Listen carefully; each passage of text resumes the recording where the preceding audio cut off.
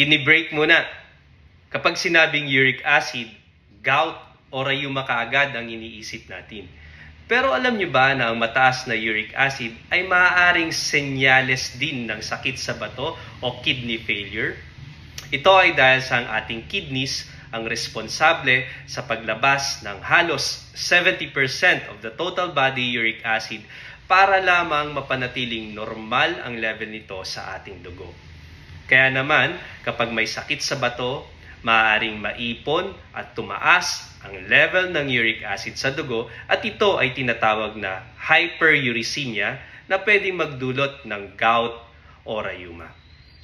Ngunit sa kabilang banda, ang hyperuricemia ay hindi lamang senyales ng sakit sa bato. Pwede rin itong maging dahilan para magkaroon ng sakit sa bato. Paano?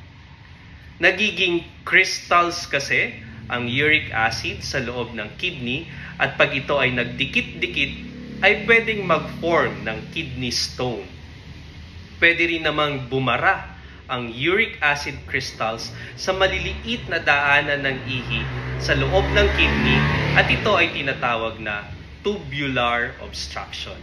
At ang pinakamalala ay ang tuluyang pagkasira ng kidney at ito ay tinatawag na uric acid nephropathy.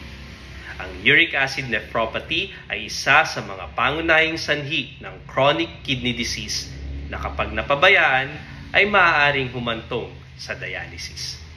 Kaya naman, ang isang pasyenteng may mataas na uric acid ay dapat magpa-check ng kanyang kidney. Ayos ba?